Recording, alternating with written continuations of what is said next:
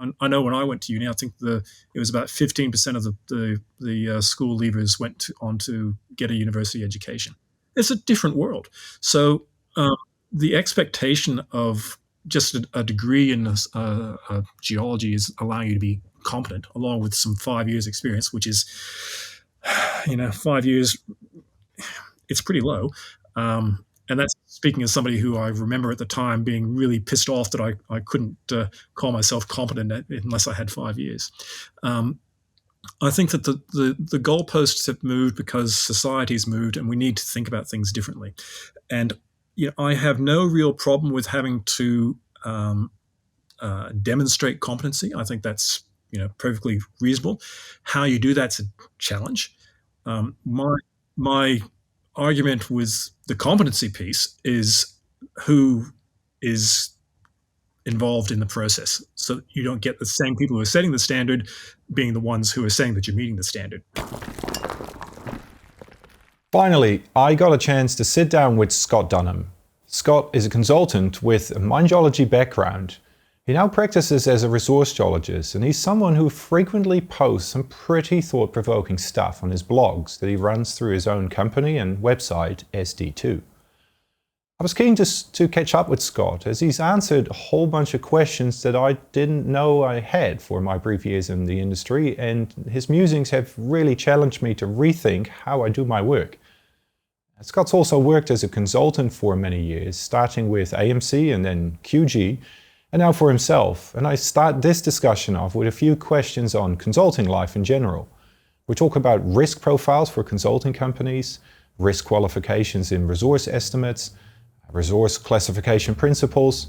We talk about my favorite subject of learning from mistakes. And then we veer into the challenging topic of competence from the your perspective. We align in our views on the importance of diversity of thought to achieve innovation, and we talk about the reason behind his investment of his time in writing his blogs and ideas on these kinds of subjects.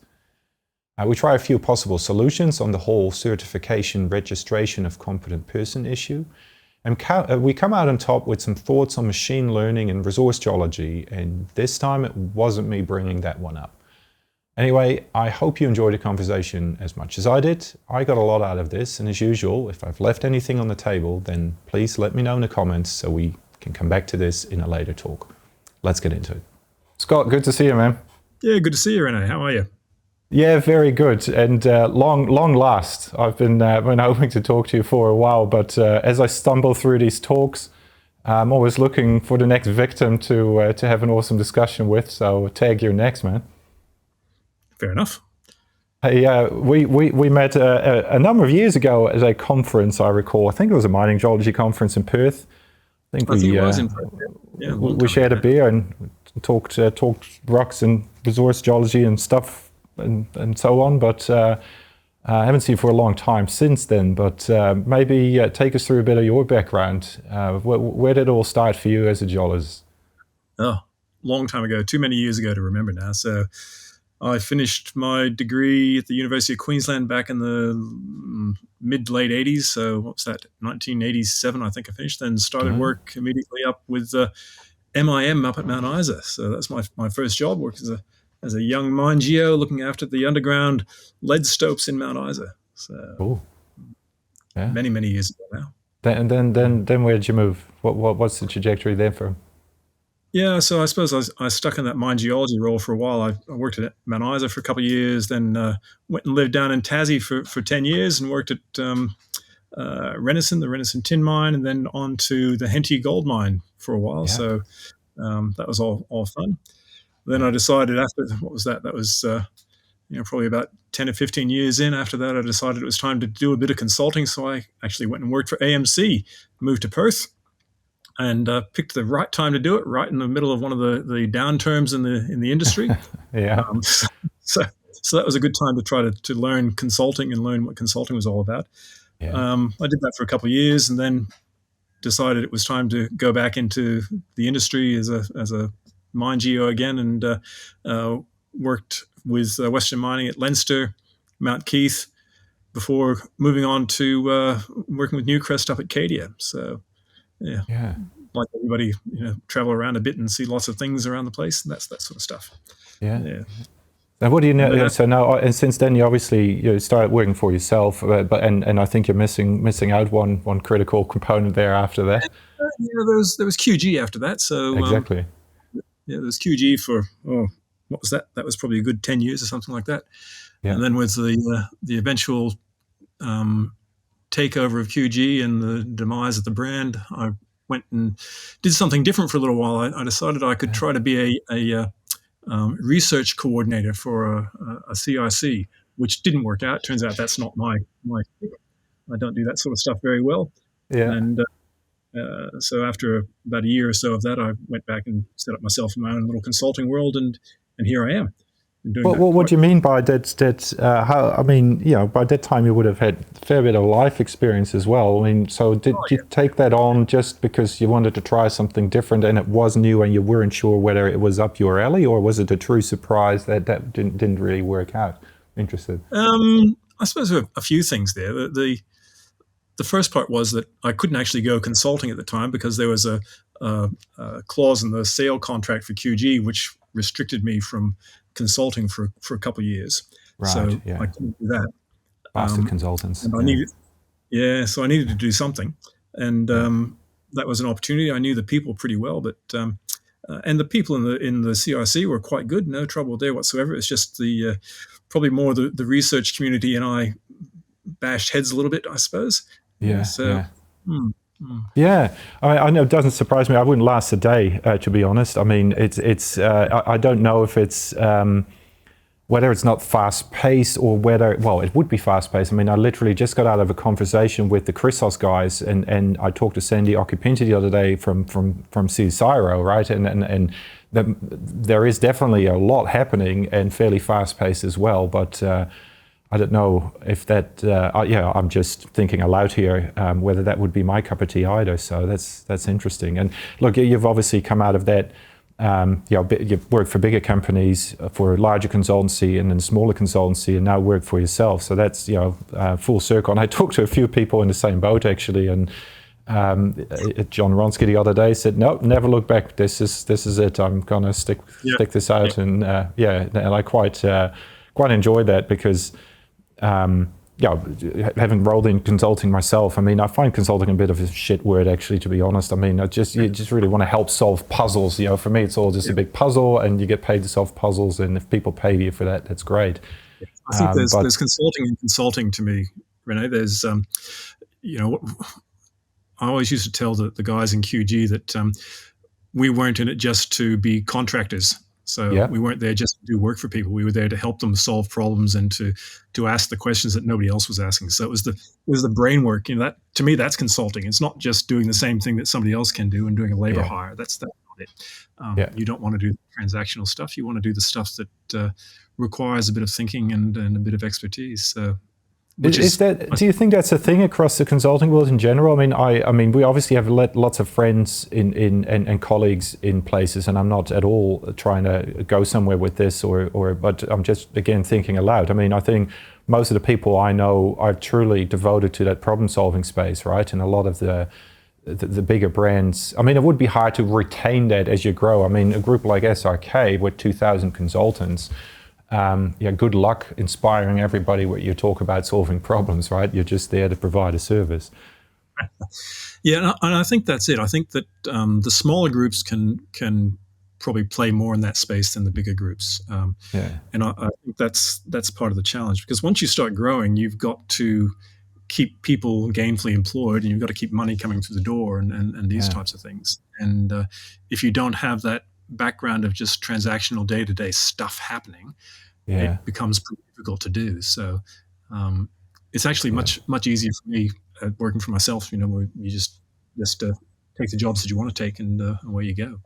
So do you, because I don't disagree with it, but there is definitely a critical mass advantage that at some point, I mean, we're sitting just under 100 people across the board at the moment, which is arguably not very large, but not very small either. And obviously not all of them are consultants, but I definitely remember the day where a job comes in and there's only 4 of you. And if you want to take that job on, somebody's going to have to put in a 60-hour week, right? So, and are you so relaxed about it that you just tell people, look, if you want me to come and do this, you're just going to have to wait 2 months? Or do you still have a little bit of that anxiety of trying to fit everybody into the schedule? No, there's always problems fitting people in schedules. In fact, I'm looking at it right now. I've got, let me see if I can add up 1, 2, 3, 4, 5 different jobs trying to be happening all at once. Yep. And sometimes you can juggle some of that stuff, and you can Yeah. push here and move around there, that sort of thing. But it's the usual feast or famine stuff, which Yeah. then means I suffer from the classic consulting disease, which is you don't say no because you never know when the next job's coming in. That's it. That's it. It's Yeah. just it is it's a treadmill of a different type, where you've got to just look at how am I going to manage the needs of all these people. And a lot of that does come back to managing expectations and letting people know that, well, I am busy. Come back to me in 6 to 8 weeks, and or at Yeah. least give me that much notice beforehand. And most people are pretty good about that sort of thing. Yeah. At least for me anyway.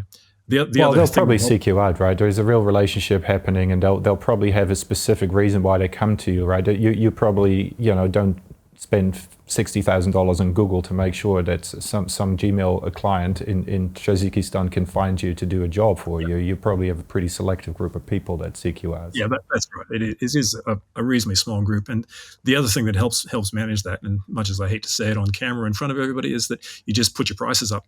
Okay, so you put your prices up to a point where if people really want you, then they'll pay. Yeah. The good thing for me at my stage of my career is that I'm doing this because I like doing it. It's not like I'm desperately trying to earn a salary or trying to keep other people in a job, that sort of stuff. If I didn't work again tomorrow, well, that would be sad, but it wouldn't be a tragedy. So. No, look, I appreciate honesty, and look, I got a lot of time for that approach, right? I mean, again, a lot of the people that I get on the channel are just talking to Stuart literally half an hour ago, Stuart Masters, and I'll put a link in the description. And it's just interesting to hear people's philosophy on that kind of work. I mean, what kind of work do you want to do, and why you're there to do it? So I really find it interesting because. I perhaps have I do like the options that it provides if you've got a little bit of buffer in the group to take things on. And I do find it terribly difficult to say no, which is probably a good thing in terms of growth, but also difficult to manage the workflow at times. But have you, so with your, and I'll get out of this space because I probably am barging a little bit too forcefully down this pathway, but I do find, you speak your mind, so, and I think I really enjoyed that of you, and I was going to get to some other points there later, right? I mean, I find that consulting space, I use the word space too much, I should probably drop that, but you know what I mean by it. It's, right, there's so much happening because all these bigger brands have been taken over. There's so much movement and bigger brands taking over other brands. Optero's just gone, and Snowden is gone, the data mine, and the CSA is gone. Are you watching that at all? Are you interested? Are you staying up to date with your colleagues? And do you see like the shift of quality that people are delivering? Are we getting better, or is the pressure point getting harder? Because I'm throwing a lot at you, and I tend to do that. I'll try and weave it in a question. I mean, I find it. Greg Partington was my first boss, and I don't know if you ever run into him, and he always said, man, there is just no way to make money in consulting. And I said, well, I'll show you differently. And I think I'll admit that, you don't get into consulting because you want a boat and a second house. I mean, if you run your own shop, I'm sure that, you do well enough if you are as good as what you do at what you do. But are these models working? Is the consulting model working? I mean, you've run QG for a number of years. I don't quite really see consultants, unless you're really sort of devoted and concentric around a core skill, I find it difficult models. Yeah, look, I tend to agree. I think that, and I think it's going to get worse myself. I think that the model that we've got in the industry now is not particularly working. You're getting people. I don't know. Maybe it's. I keep saying to myself it's because I'm getting older and getting more cantankerous and cranky and all these sorts of things, which is, you know, You've seen a I, bit, yeah. I reserve the right to do that. Yeah, But I get the feeling that you're getting fewer and fewer people staying in operational roles and more heading into consulting roles for all sorts of reasons. Their lifestyles and yeah, other types of things going on, terms and conditions, this sort of stuff. But what you're ending up with is people who don't have the site experience in consulting roles trying to do work for the site people. Um, and I think back to when I started. So, go back to when I started in the 80s and look at Mount Isa. There were still guys there with gray hair or no hair like me working on site. And that followed through the next couple of operations I went to. And then probably in the mid to late 90s, that sort of changed. And you started seeing that the most senior people on the site were, a senior geo or maybe a geology superintendent. The role of the classic chief geologist sort of went to head office and things. So I think there's been that departure of skills from site. And growing up alongside that, you've had these consulting groups growing and growing and growing. So a lot of the work that they're doing, particularly the big ones, end up being that transactional stuff. They're essentially doing work that used to be done on sites by people who knew what they were doing because they were working on the site, is now being done remotely. And I firmly put resource estimation in that.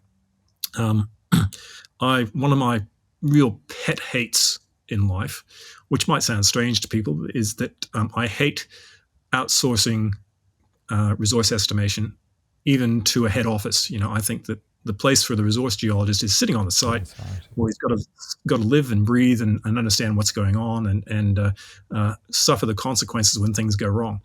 The more distant you get from that, the worse the outcomes are, I think. So, yeah, it's a funny system we've ended up working in, and I don't think it's necessarily sustainable. But not everybody has that luxury, right? I mean, the bigger companies, sure, they can do all of this on site, but small juniors, they need a resource estimate. They don't have a resource geologist on the books. There's a practical cutoff point where people will just have to go to the consultant. Yes and no. Some of that's skills as well. Some of that's just skills and knowledge and training. Some of the very small juniors maybe, but otherwise, the resource is one of your major assets. So how do you deal with it? Do you outsource the dealing with your asset, or do you take ownership of it? It's a bit but then we should enough. probably look at the problem, and that's interesting because I was literally just coming out of that as the last subject I was talking through with Stuart. But then we really need to look at the education side of things, right? Because there is already a shortage in well-rounded resource geologists, or whatever that means. And it is not something that we learn at university, and it's a very esoteric thing to describe at the best of times what these people do and what they must know. I mean, should they be statisticians first, geologists second, or geologists first, and what mix of, and as I think I quit to Mike Stewart, obviously, who well, when it comes to the domaining, I've got a lot of books on the shelf because they look cool, but there is not a book on domaining that I can recall seeing, right? So how do you train these people? We have an Ozogram Monograph 30, which is the last sort of document that's sort of called Resource Estimation something, and it's got some useful stuff in there, let's just put it that way, but it's high-level stuff. It's not recipes, it's not workflows, it's obviously I'm telling you,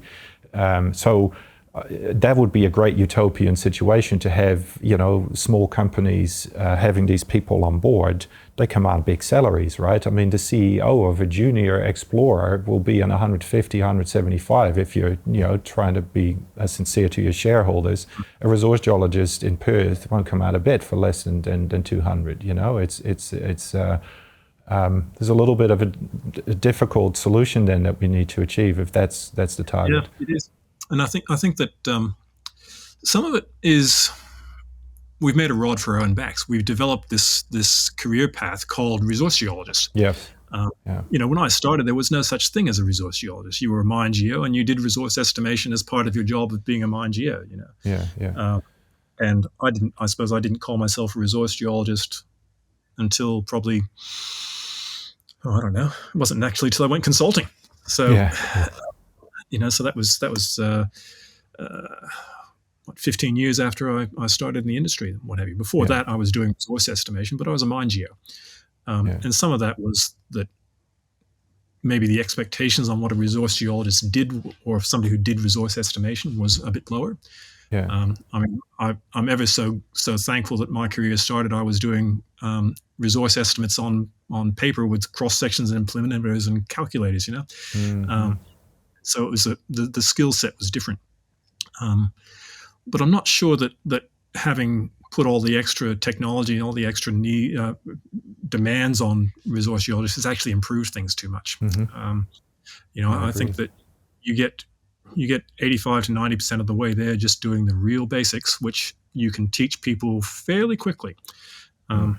When it comes back to domaining, that is an experience thing. That's Yes. in fact, I was just dealing with an interesting case earlier this week where somebody was having trouble with the variogram because they had the domains heading this way and they could see the trends of the geology or the grade going this way, and all these types of things. I said, well, why don't you just relax the geology trend or the geology domain that's going that way, Yeah. include a little bit more data that way, and see what you find. And Yeah. all of a sudden the Yeah. picture clears up, and Yeah.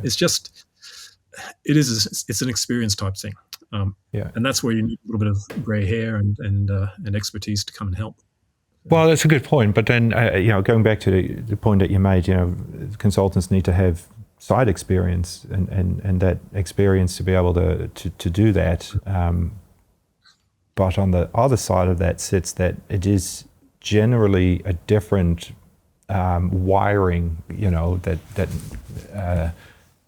I mean, employing a few people and as a view in that space. I mean, a lot of people that have gone through 20 years of BHP or Rio and going through the motions have a very, consulting, as we just described, every day is chaos, man. I mean, it comes through the door and you deal with it and the goalposts will change. I mean, not that the mine site is all, perfectly running 9 to 5 at all, but then you have to communicate what you find that difficult. How we report our findings is as important as the information that we find itself, right? Because I was talking about this the other day, and to people that work in a prospectivity modeling space, and we talk about machine learning because everybody thinks that's fantastic, and we think it's fantastic.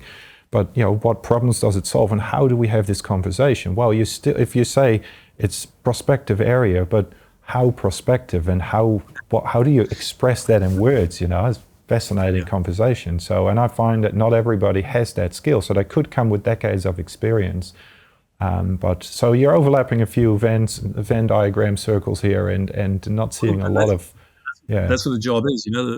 The well-rounded geologist has to be able to pull from multiple different yeah, places. yeah, That's the reality, and you'll still get the deep specialists. You get the guys who dive down into one particular area, yeah, and you want to be able to use them. There's an old model about boundary spanners and guys who are deep dive specialists. And you need both. You need people who can go deep, and you need people who yeah, go across. Um, yeah, yeah, and in a consulting group, you need the same. In a mining house, you need the same. So yeah, yeah. yeah. Yeah, and I guess you cover a bit of both of that, right? Because you I think QG and John and the guys, there was not a group of dummies, right? I mean, people were pretty much at a pointy end of things there, and as people familiar with your musings, can I call them that online? I love reading them, as you know. That's there's a lot of breadth to the information and the experience, and you get to a pretty small group pretty quickly. So anyway, look, we're probably milking that a bit too far, but I find it truly interesting, and I agree that where we were going before, it's difficult in 2022 to run a consultancy with all that's out there in the industry as it is, and make sure that you don't misstep as well, because it's you're making up models, and as you always point out, they're all going to be wrong, and there's a few protection systems that how maybe that's a funny line to pursue, perhaps. I mean, risk. I mean, are you seeing, or have you seen different ways how people deal with risks, because long may it last, we've never ended up in court, but a few groups have. How do you try to find that balance, right? Because all these groups, they're really tight on these resources, where some of it will never come out of the ground. If specifically add 500 layers of jork, and we won't mine a single thing anymore in 10 years from now. Yeah. You know how a lot of people deal with risk? They just ignore it. Just go and power on and just pretend that there's no such thing. But yeah, it's a challenge. In fact, I was some of those articles that I write. They may seem like some of them flow really, really fast. Some just come within a couple hours. I'll sit down and I say, I've got an idea, and bang, it's out. And others of them are laborious. They really take a lot. And I'm in the middle of trying to write one now that I'm really struggling with. I know what I want to say, but how to get across and how to say it's a difficult thing. And it plays into that risk space a bit. And I think the reason I'm having trouble with it is because I'm trying to cover too much in a small space. So it probably needs to be broken down into a few things. But the thing that strikes me when it comes to risk in the resource space is that we've got things like the JORC code and all the other reporting codes and what have you, and they're all very much predicated on geological risk and what have you. And we're all about estimating resources.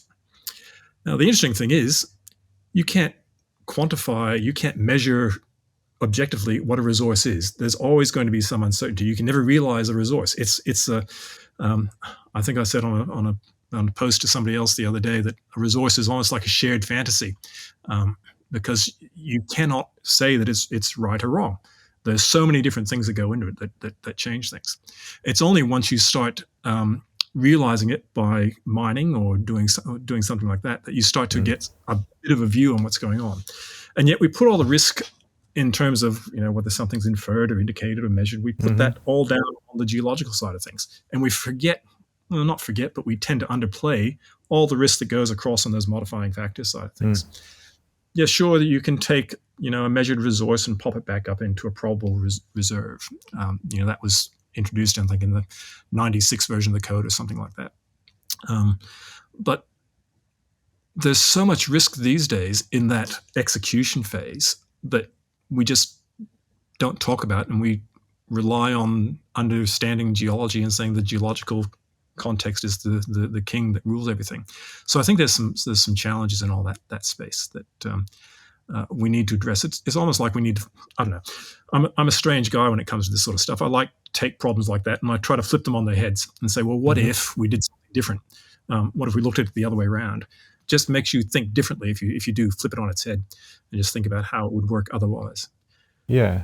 Look, so there's a few things here, and I hope that I remember all the points that I picked up on in that part. But somebody has to challenge the status quo and do it to the point where it's visible. And take June Cohen's posts, right? They're often fairly controversial, but also written in a style that it provokes. It needs to provoke a response, and your writing style is obviously chosen. You can see that it comes from the heart, right? You got something to say, but it's hard not to be that guy every time, right? Because but you do feel, and I think, and I'm just making this up, and tell me if I'm getting this wrong. There's sort of, you're obviously blessed with a good bit of experience in this space, and there are people that can either argue with you, which is interesting in its own right, and to see because nothing is fact and everything can be discussed.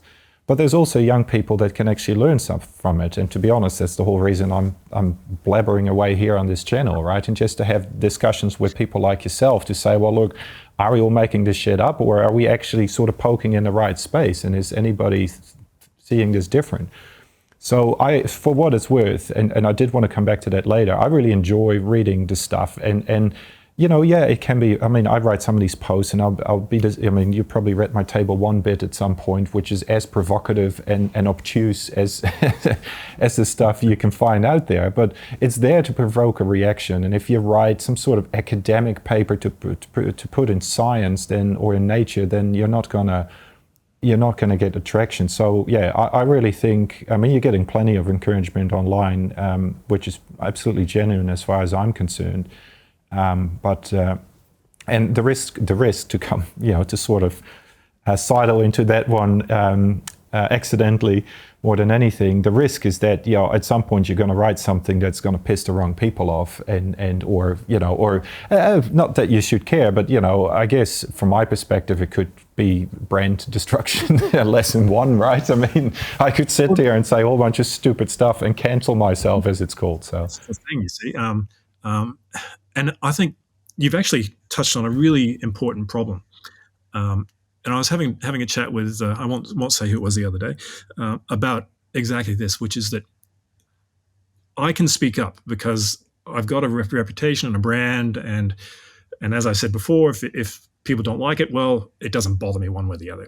But if you're a younger person coming up, still building their career, still building their reputation, still trying to understand, it's really hard to critique stuff. It's really hard to put your opinion out there because it's such a small industry. Let's face it, it's a tiny industry. Absolutely. And particularly as you get more and more specialized into things, it becomes a smaller and smaller group of people. And it's really simple to piss somebody off. And that could be a real career breaker. So I think, for me, that's part of my role as a, I don't think of myself as an elder statesman, but I suppose I am. That part of my role is to try to interpret and help other people with the problems that they might have. Yeah. I mean, the industry's been great to me over the years. It's a fantastic career and everything else. So anything I can do to help, and if that means poking the bear a bit and getting people to stop and think, or annoying people, then that's why not. And you don't do it. So for what it's worth, and I will say this openly, I think transparency is important in all of this. I mean, and I will try and drag you momentarily in the jork space, but not to bore our viewers. But I really think. I mean, you've probably been on committees and boards and not-for-profits and have that feeling around sitting around a board table and feeling you're in an echo chamber, right? You're all just too agreeable with whatever is going on, and those who are disagreeing turn into the black hats that get sort of shuffled out the door, and in one way or another, and it pisses me off. Now, maybe I'm one of those persons and I should be shuffled out the door, so this could be very awkward, but I think the trick is to invite those people into the room, acknowledge them for what they are, manage the process, and as long as it doesn't become personal, I mean, argue the case, not the person. And this is when I do want to poke you on this jork thing later. I never feel like you're arguing the person, right? And you might have different opinions, but once it starts becoming personal, I think then there's no end to it, and that's not happening. And I think that's important. And we need that, and we don't see that enough, neither at the business level around the board table or in committees or whatever it might be. And with this thing as well, and there were some other points, but I might come back to them later. Maybe we should steer into this to not lose a train of thought. The jork thing is interesting because it is a massive monster of interwoven stakes and interests and levels of disciplines and whatever you want to call it, right? So there is a lot of people and institutes dragging in different directions. And you could either be a cog in that wheel and drag in here a little bit, or you can try and play that leading role where, you're going to be the tall poppy, or what role do you want to play, and what interest do you have as a practitioner in that space? I'm not getting paid for anything. It's not going to give us any fame or fortune. What are we really doing, right? But we care about it, and some people come to this space, like our mutual friend that we had invited to the meeting to speak up on some of these issues. They come really from this, F you, don't touch me, I'm a competent person, I'm plenty competent, I don't want to hear about it, which has plenty of validity to that. But the why of people like yourself jumping into this space and speaking up, I find the philosophy of that interesting, and I fundamentally think it should get airtime. And because there is something that you might learn, and there's this stupid 12 rules of life that somebody's written a book about, not long ago, but one of them is you gotta go into these conversations with the anticipation that you're gonna learn something from somebody that you don't know, or something like that. And that's where, when you say stuff like that, I can definitely see the provocative part of it, and I can try and estimate how many wines, you're at when you get to paragraph 3 and so on, because usually I'm down a bottle when I finish my blogs like that. But, jokes aside, getting to the point, when you get into this space, what's the objective from your part? Put it out there. I mean, you obviously have an experience. You see it differently than what I think you think we, quote unquote, or the JOR committee or whatever team sits there, because I don't really quite know what group of people it is that we're talking about. What's the angle there? Or is it just to, indeed throw a grenade just to stir shit up and just make sure that people keep thinking regardless of the outcome? Over to you. Yeah, look, there's a bit of that. I'll be perfectly honest and say there's a bit of just throwing the grenade, and I think the other part of it is that I don't know the answer. It's as you point out, such a complex space. There are so many different stakeholders and participants, and so many different viewpoints you can take on it, that I think it deserves some critical thinking. And what I'm trying to do, I suppose, is to provoke some critical thinking. So if I see everybody heading off down the same path and always thinking the same sort of stuff, then I'm the sort of guy who says, no, that's silly. Turn the corner and look elsewhere. What else can be? There has to be some other ideas come into this space. I think the other thing that probably provokes me to get into that a little bit is the long suffering of the resource geologist, hearing over and over again, and I've probably written it 20 times in a blog, that the model is wrong. Mm-hmm. Of course the model is wrong. It is a model, all right? Do not come to me and tell me the model is wrong. I know the model is wrong. So when people then start to try to put accountability onto people for getting something wrong when you're wrong, it irks me. When they come in without that education of understanding that these are models and some are better than others, and you can only judge a model by how effective it is, not by whether it's right or wrong, then it really starts to annoy. So that's probably one of the things that provokes me when I see something that appears in some sort of codification that starts to do that sort of thing. And I'm probably one of those guys who says, "Don't touch me. I'm a competent person." Even though I know that there's a lot of people who would be in the same boat saying I'm a competent person, where I'd look at them and go, "No, you're not." But I think I see. To be honest, if I look at your writings and I see more of A than B, I think. I mean, obviously, you know best yourself. I don't want to tell you what you're thinking, but I think. It comes from a place of the difference between right and wrong, and you're passionate about that because that's what that's your freaking identity, right? And then if it's wrong, then I see it's wrong, and it's affecting other people because it's not affecting you as a competent person because you'll be fine, right? It's not going to, but it will be those people who are working in companies, most likely, who are already being bullied in some instances, and because through all this work, I get the emails and when I started OPEX, that you may know of, when I triggered a few of these discussions, I got all of these people emailing me, "This is what happened to me," and you go, "Geez, that's not cool." And I mean, that's always one side of the story, but I think there's this right and wrong that sort of captures me as well. I've actually moved in this place, right? And I did want to touch on this, and I might. This is the last time, I promise, dear viewer, that I'm a dear one viewer that watches this channel. I will. This will be the last time that I'm going to dive into it. But the Dacian example intrigues me. I get the sense from the various sessions that we've had that there is something there, and it isn't called out by name. I've made a few inquiries around the place, and I just cannot get myself to put the resource geologist against the wall. I don't know the guy or the girl who did the work. I don't care. But I get the feeling that indeed the big watchdog has decided that X million dollars has been lost. There was a breach. That's a competence issue. How they decide that, I don't know, because they're lawyers. And how do you decide what's right and wrong in this? Far out, we can't even decide it. Put 5 geologists in a room and you get 10 different answers, right? So how the hell have you decided this? And now it is the bloody Varigram and a resource geologist. You die, off with you to the stakes, and burn you will.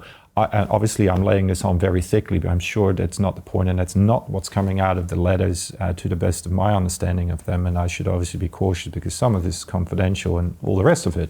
However, the point is, all of these are intricate combinations of factors that have come together, as I argued with a few people in this podcast, but never really quite fully get to where I really want to land on this. And so I'm going to try and push you in the same space, because I know you have touched on it yourself.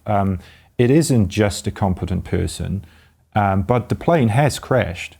So the point I was trying to make to you, I've moved on the line a little bit. I do think that overall the quality is not good. I think that I can 100% subscribe to that. It's the whole reason I started OPEX, the whole reason I review all these reports, that I monitor all the transgressions, is not to be some sort of stupid police officer, but to understand what is good and what is not good for my own framework of reference. So you see that it's not good. I'm no problem with the argument that the quality needs to lift, but we're pointing at the wrong thing based on the wrong evidence. Statisticians would call it a type 1 error or type 2. I always mix the bloody things up, but you know what I mean? So with that, where do you sit given that particular example? And I don't know if you know anything about the Dacian example at all, and neither do I know a lot of it, but all I heard is that there is more to it than just a little bit of resource geology. Yeah. And I think that's probably the reality with most of these things. And I agree. I think that, the standard of work clearly needs to improve. I mean, I review lots and lots and lots of resources, and have done over a long time. And you see the same sort of problems over and over and over again. Some of them are preventable. Some of them probably not preventable so much, because some of it's dealing with uncertainty. And when you're dealing with uncertainty, well, it's uncertain. You don't have exhaustive data. You're not omnipotent. You don't know everything. Mm-hmm. But I think a lot of these types of failures, like the Dacian one, and like a couple others that I can see around the traps, the resource is part of it. But you can take, and I think I wrote this in one of my posts, you can take the same resource, give it to 2 different companies, and get 2 different results. Mm-hmm. So how can you possibly say then that the resource is the fundamental driver of the problem? There's so much else going on. There's the decisions on the mine plan, the schedule, there's the financing, there's all that stuff that goes on. A company that has to finance themselves to the hilt to get the project into production is going to have a totally different risk profile to one that is going to self-fund. And they can cope with the variability and the uncertainty in the resource models totally differently. So I think trying to, this is a bit about why I'm having trouble with this current blog I'm trying to write, is that I think we're looking at the risk, or the investment risk in particular, the business risk, the wrong way around, or at least we're not looking at it holistically enough. And some of that's, I think, due to the fact that there's some history here. Okay, if I go back and think about those early days in the 80s when I was doing estimation, what was I actually estimating? Well, I wasn't estimating resources. I was estimating reserves. Okay, as a young geologist working at Mount Isa, I estimated ore reserves. In fact, there was no such thing as a resource in those days at Mount Isa. It was an unheard of term. It wasn't until 89, when the JORC code first came out, that all of a sudden I saw people separating resources from reserves. And I think that the intention of that was understandable and quite sound, but the consequences of it haven't really been thought through all the way. Different people want different things, and we've wrapped them all those things into one package, and it just doesn't work. So yeah, I think that I want to lift the quality of the work that's being done. It clearly needs to be done, and Lord knows I tried for many years to contribute to that by running training programs, and I used to get up on my stump and teach about variograms and estimation and sampling and domaining and all these types of things. Now I'm writing blog posts to try to do the same thing. I suppose it's about trying to lift that standard. On top of that, you've got the problem that as much as we can agree that, or as much as we can probably point to an example of good domaining and bad domaining, there are plenty of points still, and I'm obviously miles away from the experience levels, and I actually don't do as much as anymore of the actual nuts and bolts estimation as I used to do, but there's still plenty of areas where people can have a pretty wild discussion about the amount of samples that they need to use, because you go to the sort of northern hemisphere, you get the old small block, a low number of samples to retain the variability, and the whole Kriging oxymoron is thrown at you. And right at that pointy end, there's still all this, well, I would like to call it confusion, but discussion about what's right and wrong, and that's the school of John and you guys at the time, it was all about conditional bias and limiting it, and but that doesn't live as much on the other side.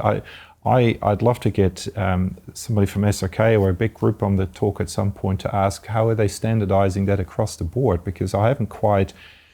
I still, between offices, there is differences in classifications, right? I mean, there's no way you'll see a coarse-grained gold in Australia be sitting and measured. No way. But how many Canadian, and this is nothing against our Canadian friends at all, but, you'll see them and they will be measured. How and the reason I'm bringing that up is what you just mentioned, this clunky framework. I mean, I say this quite frequently, I come into this industry a bit left field. I come from Amsterdam, it's oil and gas. I knew what pyrite was, that's where my knowledge finished. Somebody said, here, go and play in this industry, and I said, oh, that could be fun. So I don't come out of the Mount Isa school of greatness, and I haven't been through the Kalgoorlie efforts for 20 years to get my credentials there. I just asked a whole bunch of stupid questions with a Dutch oil and gas hat on, and sort of stumbled through this. But I find when I landed in Jork, I was like, huh? What is this stuff? And the fascinating bit is we do this gigantic amount of work to express variance and all its intricacies and formulas and blocks variance and disvariance, and then we say, by the way, inferred it shall be on bloody what, and our error bars have disappeared. And even though the JORC Table 1 will have us talk about the accuracy and precision of our model, there is nobody that discusses it in numbers or in ranges and yeah, it is all that, and that is the biggest surprise to me. Now, I should obviously proclaim, I'm involved with the JORC code changes, and I'm doing that because I'm fascinated by it, and I want to try and contribute to its improvement. But I find, so what you said hits a nerve, because it's just so strange coming into it and reading that. But we're beyond the place where we can really break it down in its core point. We have to just keep layering, right? Or do you see it at some point going to a place where it blows up? Yeah, I don't know. I've always been a fan of once a system gets too big or too complex, throw it away and start again. It's not easy to do, but it's actually one of the things I see is a problem with a lot of society issues, is that we just keep adding more and more layers of laws and things on top of things, and we never get rid of the ones that were written 300 years ago. Okay? And yet 300 years ago, people lived totally differently. They wouldn't be having face-to-face conversations over a computer, that's for sure. And yet we still suffer some of the baggage from that. So I'm much a fan of throwing stuff away when it doesn't work and developing something new, understanding that the new thing's probably not going to work either, but at least it will have different problems that I might have another way of solving. But yeah, I think that you've hit another nerve there, which is this this broad classification of measured, indicated, and inferred. Firstly, the terminology is a problem. Language defines people's expectations. So when you say something's measured, what do you mean? Okay, well, I've measured it. That must be exactly right. And yet I can tell you that it's not exactly right. A measured resource has still got uncertainty with it. It's still got some uncertainty around it. So, and everybody's impression of what that uncertainty is going to be different. So how can you possibly compare them from deposit to deposit? It's the same for all these things. So unless we start trying to actually quantify some of that variability, the uncertainty, some of the risk that's in there, and yeah, it's hard. It's really difficult, and we haven't thought through all the tools. Yeah, okay, we could go down simulation routes. We could do all this sort of stuff, but Yeah. even those tools are, they're sort of fairly nascent. Yeah. Tell me, how are you going to simulate the geological risk on some of this stuff? It's yeah, okay, you can do some different things and what have you, but it's not easy.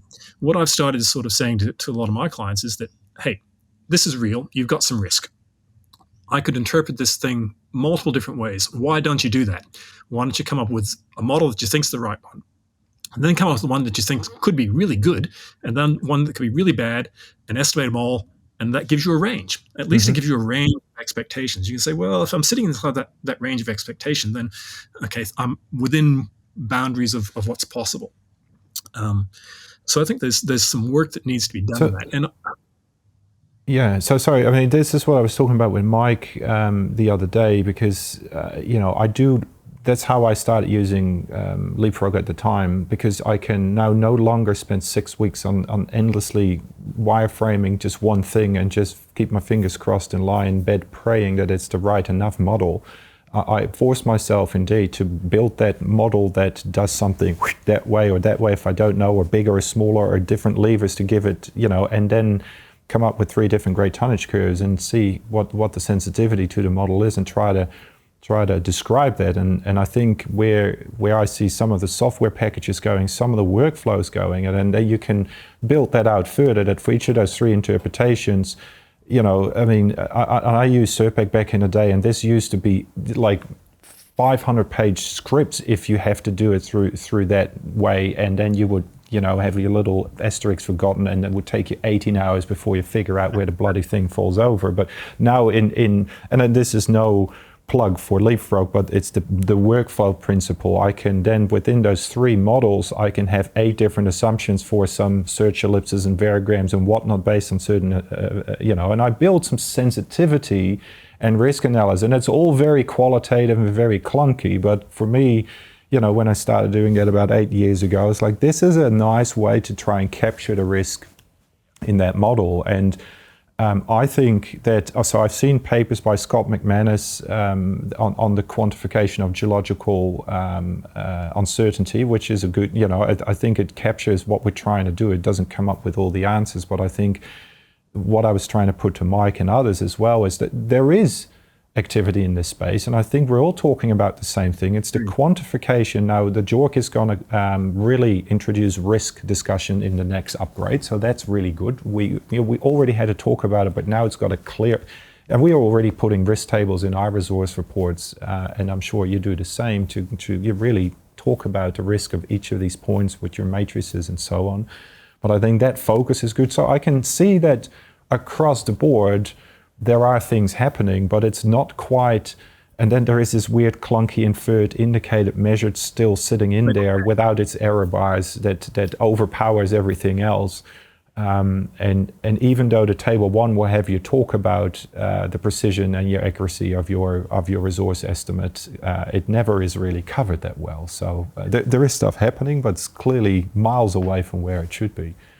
You have to think about the other side of things, and I'm sure you've probably seen this as well, which is that there are some companies that use measured, indicated, and inferred for their own internal planning purposes, which is just, it boggles my mind, that they're stuck in 3 categories that they've borrowed from some external code, and they think that's going to tell them about their risk. Get over yourselves. It's not like that. You need to be a little bit cleverer than that sort of stuff. So, yeah, I think that breaking the system into smaller pieces and just questioning what it means has got to be helpful, which is why I try to do those blog posts, I suppose, is Well, around that sense. are we seeing a big a paper or a post coming up at some point where the solution is found? Because if you're talking about left field ideas, I mean, again, Yeah.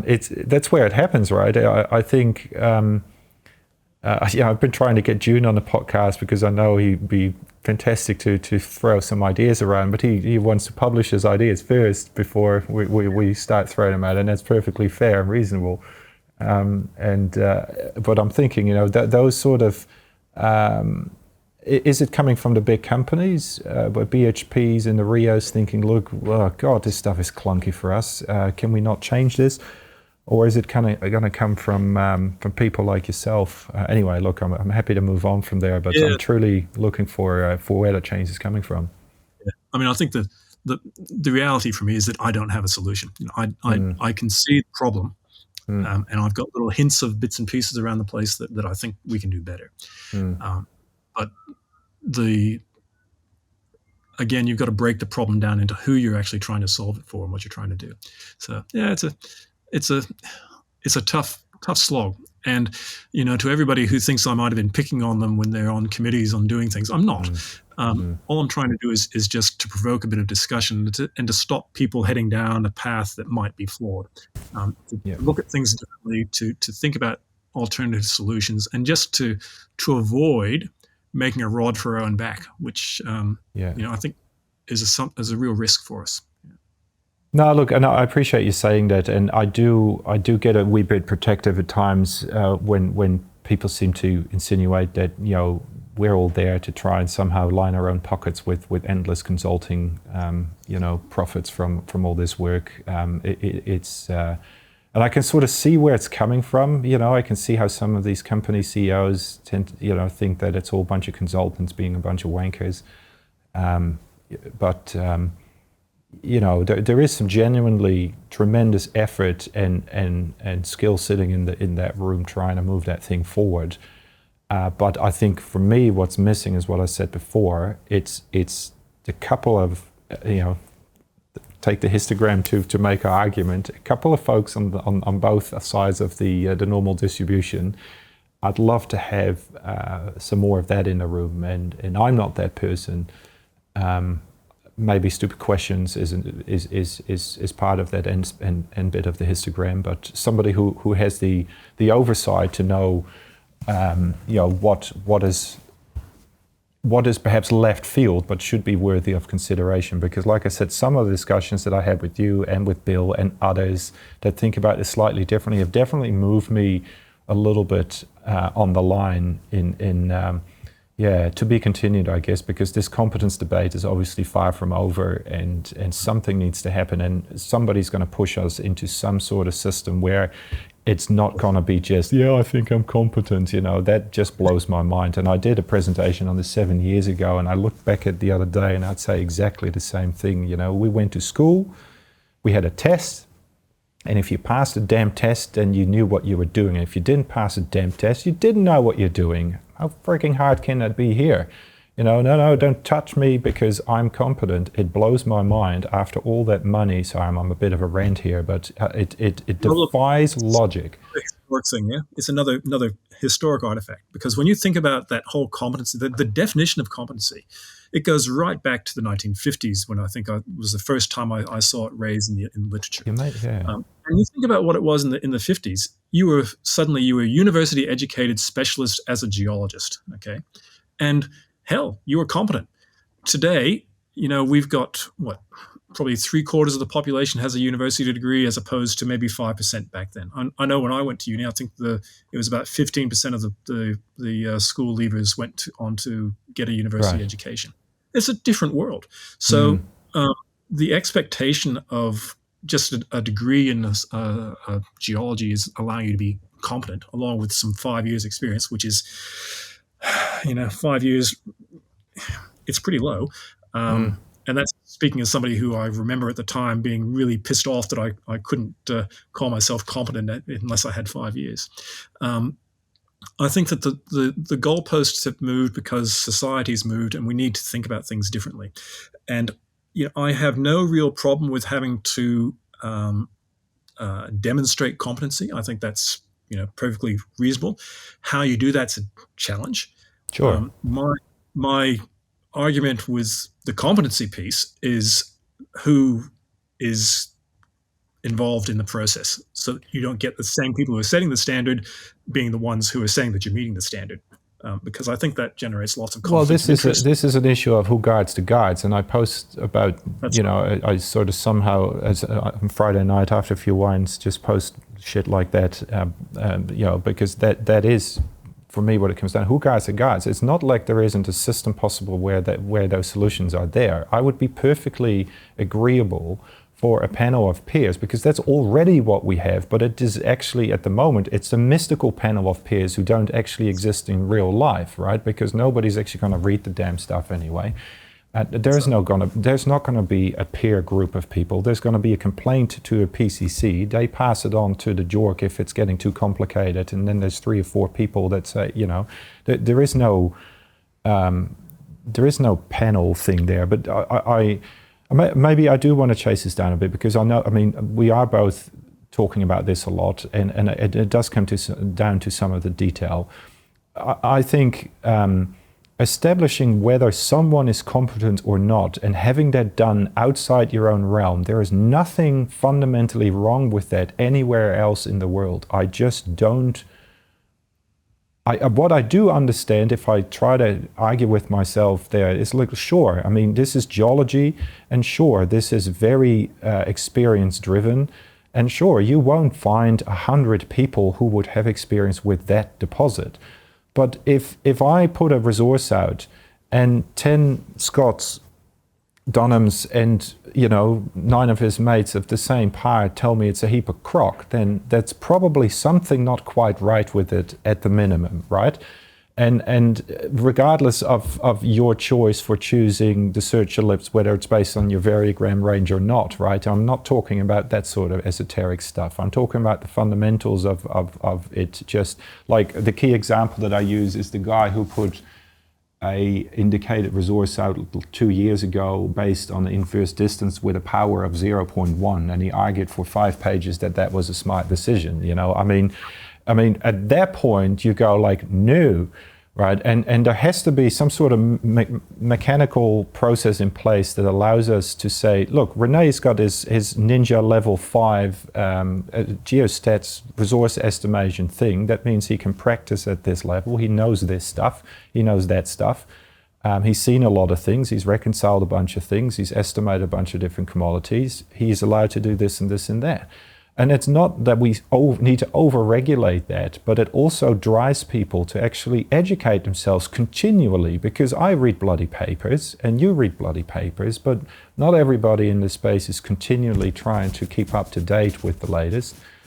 It forces you to be a drumroll professional, right? So I think that system is possible. But what's your argument for and against this? And I don't want to call it certification or registration, but the principle of it not being self-proclaimed competence. Can you argue for and against that? I think, look, I have absolutely no problem with not being self-proclaimed. I think that being able to just say, I'm a competent person is an absolute crock. And I think that what you can do is you can say, I'm potentially a competent person because I've done this, this, and this, and this. I've got to a point where I think that I'm competent. But until somebody else has come along and looked at what I've done, I don't know whether I'm competent or not. So it's a bit like you were saying. And, how many years have I been doing this? This is, 35 odd years in the industry or something like that. And God, that feels strange saying that, I must admit. I can still remember I was the youngest person sitting around the table. But there are some commodities and some resource styles that I would not touch as a competent person. And yet I know I'd probably do a perfectly decent job on it. But there are some things I just would say, no, I'm not competent on that. So there has to be some sort of external guidance into competency, I think. You can say that I'm potentially competent. How that works, well, some of the big companies are already doing it themselves. They've got internal sort of processes where they say, this is what you've got to do, and we're going to assess you and all that sort of stuff. How do you deal with that from a consulting company point of view? Well, a big consulting company can do the same sort of thing. How do you do it with a small consulting company? How do you do it with a guy who's out there by himself, not knowing necessarily what he doesn't know? How does that all happen? So there needs to be some sort of unified process, and there are lots of models around for that sort of thing. Yeah. So I have absolutely no trouble with it, and I'm sure that it will come. Will I like it?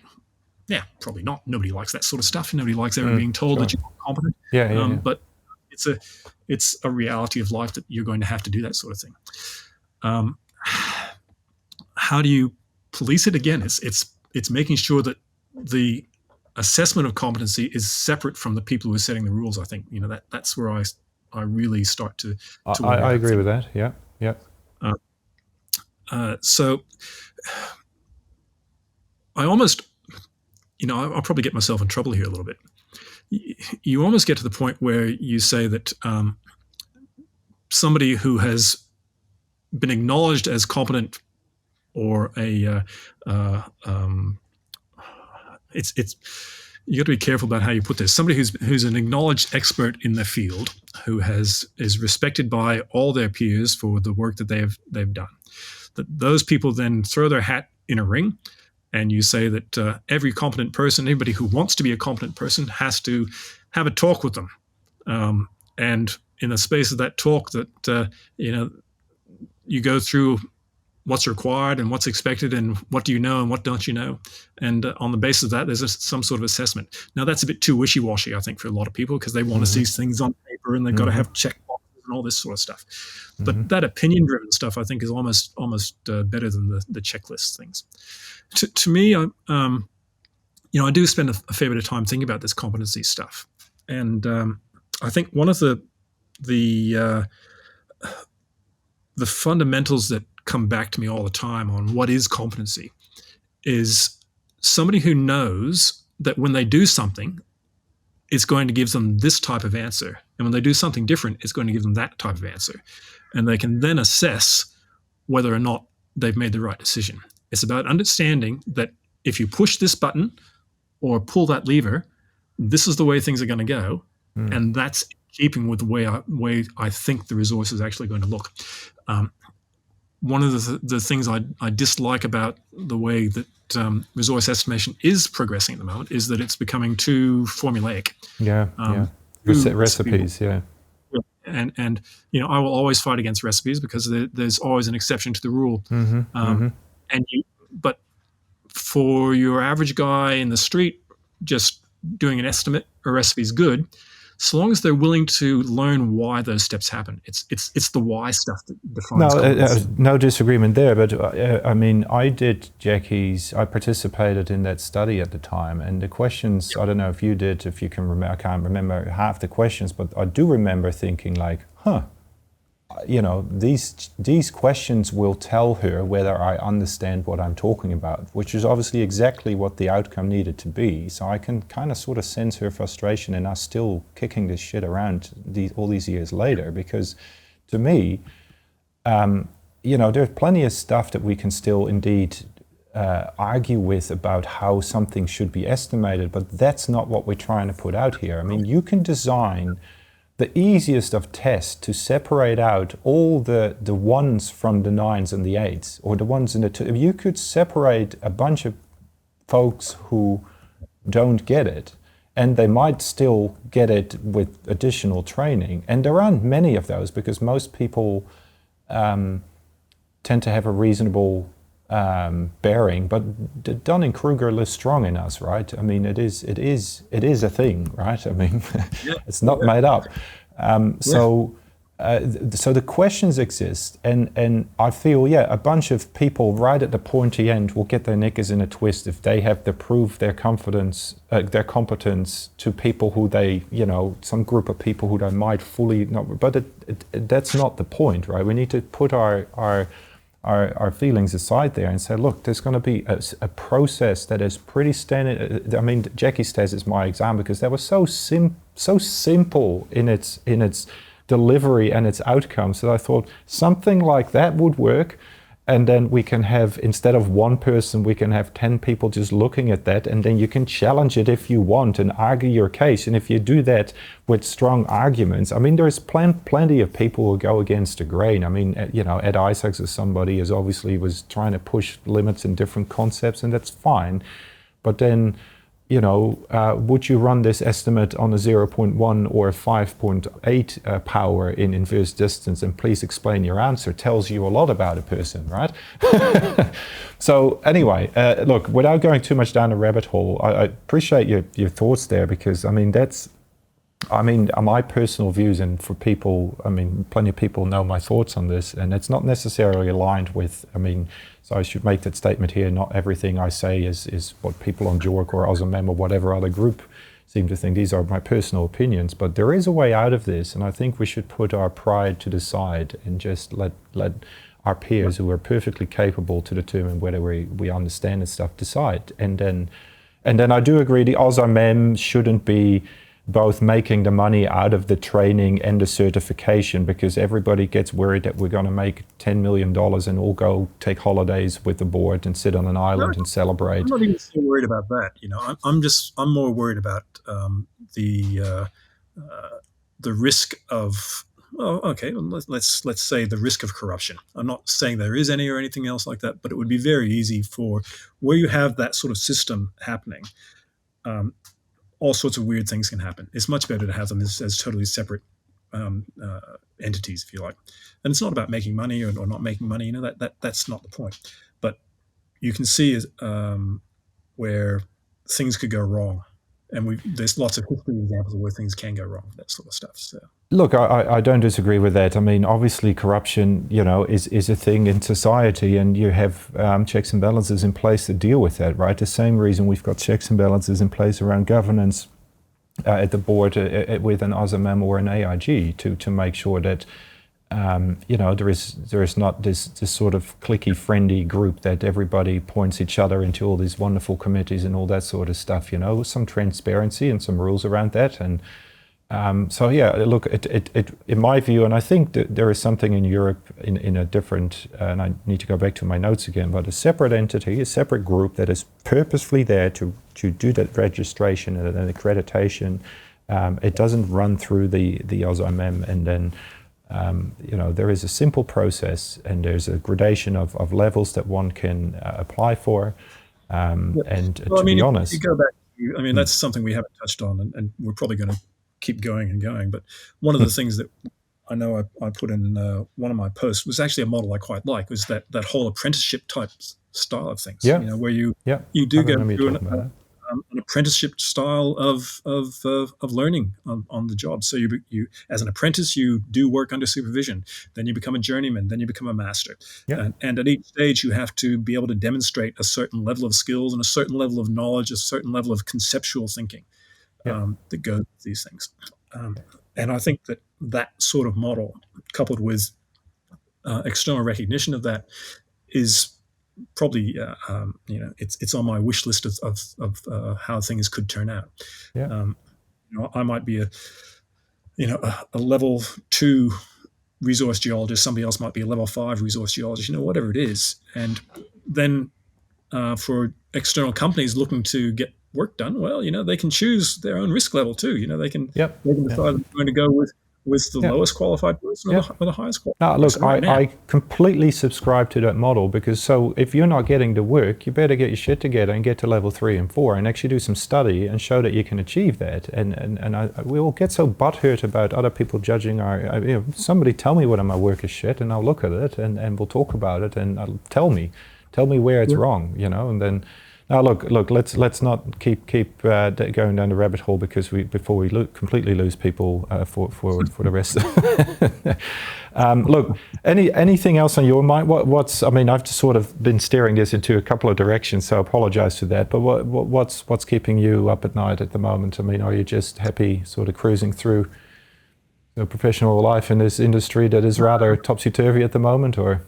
Oh, it's a fun time at the moment, isn't it? And Yeah. yeah, I suppose what's keeping me awake at night is when do I stop? you know, Yeah. which is an interesting challenge. Now, I think that probably the things that are playing most on my mind now, and you mentioned a couple of them earlier on. I've really started trying to grasp hold of artificial intelligence and machine learning and that neck of the woods, because I think that again, and maybe I always hate to take the well, I don't hate. I always seem to take a bit of contrary view on some of this stuff. I see people racing down this path, and I wonder if we've thought through what the implications are.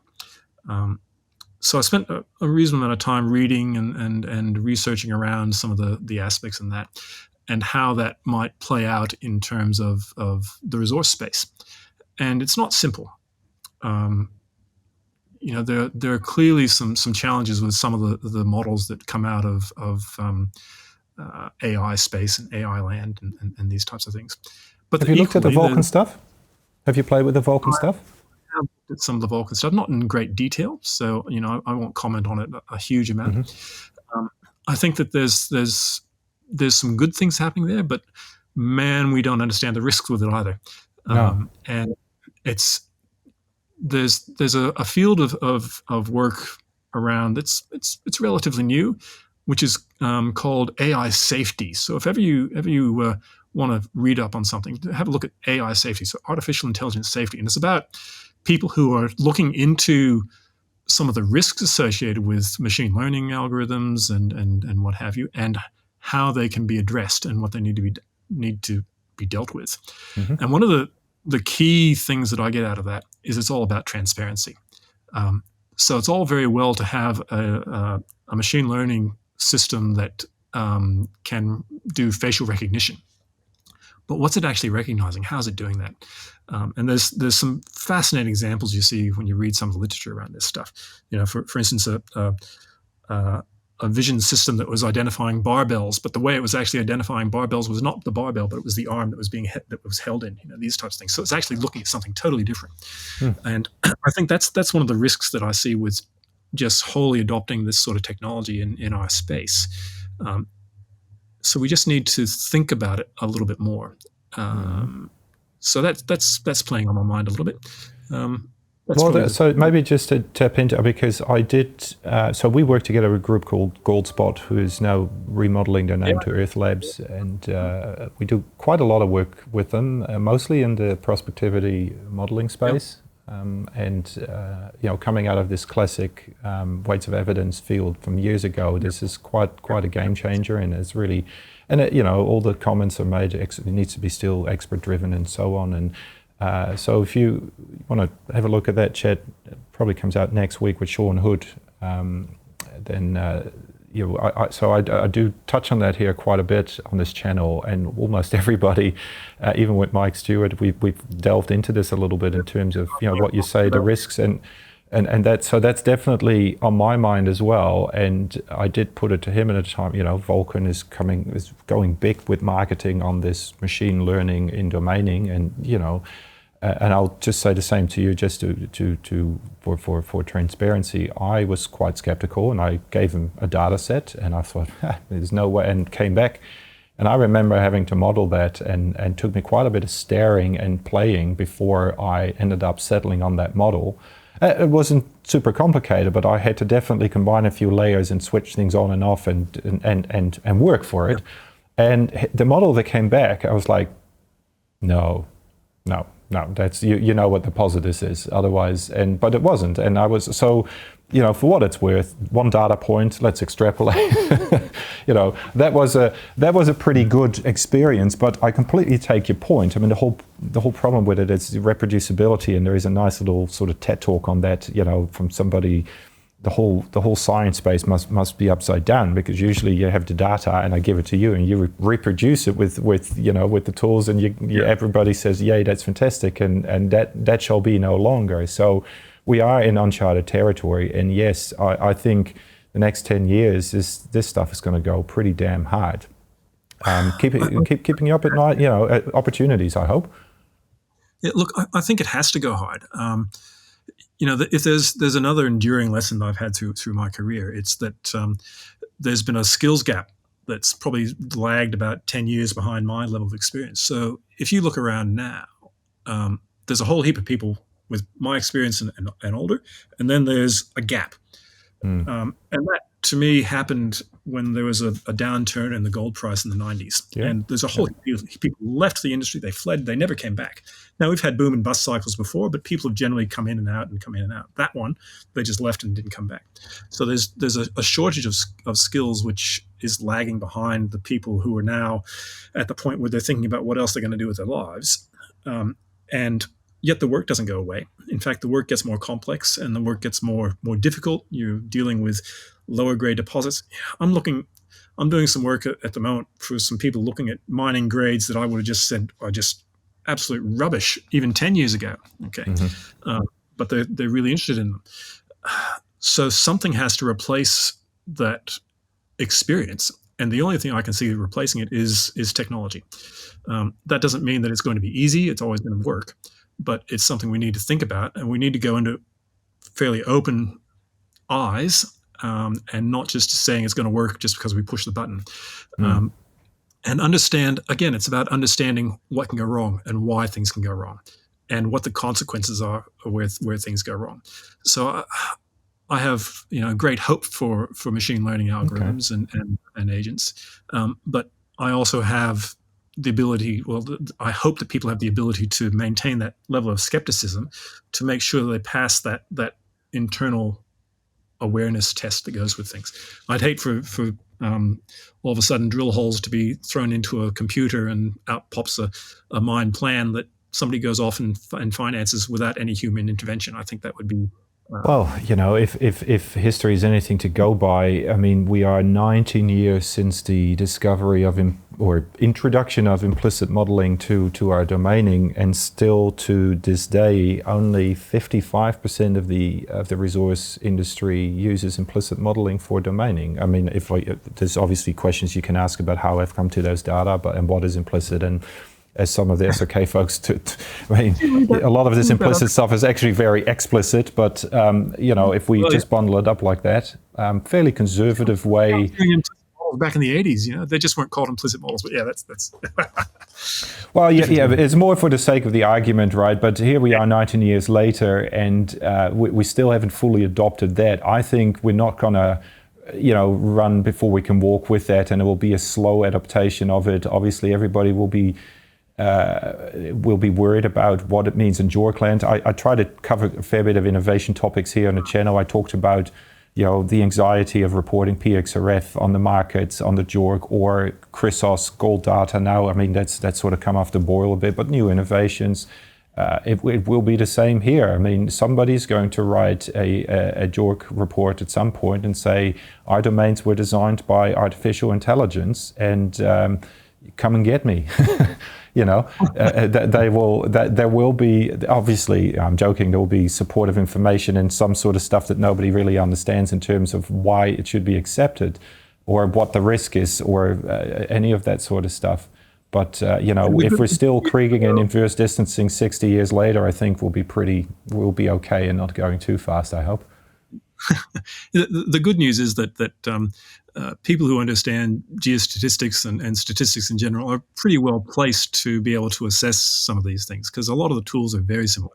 There's a lot of similarities, a lot of overlap if you really dig down deep. So, I have hope in that space, but I'm going into it with eyes open, and sure. And I'll be watching with interest, because hopefully I'll be sitting on a beach somewhere with a Pina colada, telescope, watching some stars and drinking a beer or something like that. Yeah. So.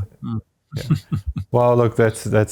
I hope that comes to you soon, mate. I mean, it's certainly no rest for the wicked. I mean, I'm off on a plane on Sunday for 2 months. The first time I'm away from home for 2 months.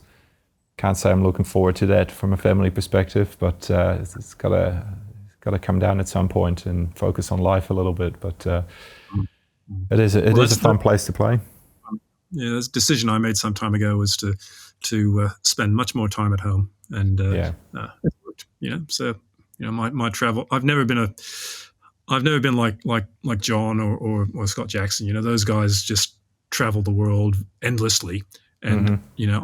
I my hat off to them, but it's Yeah. not my lifestyle. I couldn't do it. So I'm much more of a homebody. I'll stay here. Yeah, it's funny that you mention that, because Emily, my wife, sometimes jokes, "Oh, when are you going on holiday again?" If I go to a conference or something, and I go, "Well, these things," and she says it obviously with a very specific point, because it would be fantastic to go to a hotel for 5 days and have a little bit of peace and quiet, but I can't. I mean, I'm 6'9", so sitting on a plane, whether it's the pointy end or the back end, doesn't matter. It's another airport, it's another plane, it's another jet lag, and it's away from home.